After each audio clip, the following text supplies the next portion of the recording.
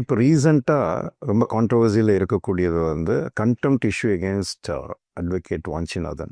இப்போ இந்த அட்வொகேட் வாஞ்சிநாதன் வந்து ஜஸ்டிஸ் ஜிஆர் சுவாமிநாதன் கொடுத்த தீர்ப்புகளை வந்து நிறைய யூடியூப் சேனல் இதெல்லாமே என்னன்னா இவர் ஜாதி ரீதியாக தீர்ப்பு சொல்றாரு, பாரபட்சமாக சொல்றாரு அப்படின்ட்டு நிறைய பதிவுகள் பண்ணியிருக்காரு.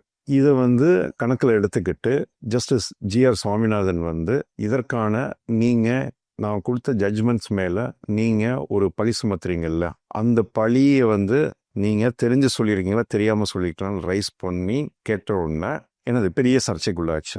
இப்போ இது இஷ்யூக்கு பின்னாடி வந்து பார்த்தீங்கன்னா கண்டெம்ட்டில் 2 விதமான கண்டெம்ட் இருக்குது. ஒன்று civil contempt and criminal contempt.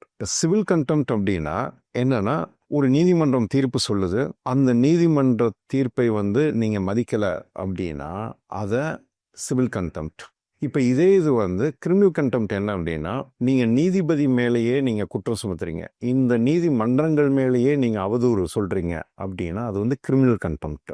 GR Swaminathan raise பண்ணக்கூடியது என்ன அப்படின்னா, நான் என்னுடைய நீதி பரிபாலனையில நான் தீர்ப்பு சொல்கிறேன், உங்களுக்கு பிடிக்கல அப்படின்னா மேல்முறையீடு இருக்குது. அப்போ லாவே ஒரு ஆப்ஷன் என்ன கொடுக்குதுன்னா மேல்முறையீடு.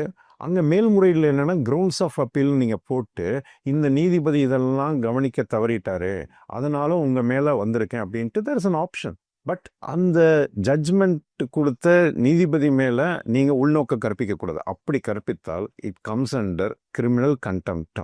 ஸோ இந்த கிரிமினல் கண்டெம்ட் தான் ப்ரொசீடிங்ஸ் தான் it is to be initiated against the advocate Vanchinathan.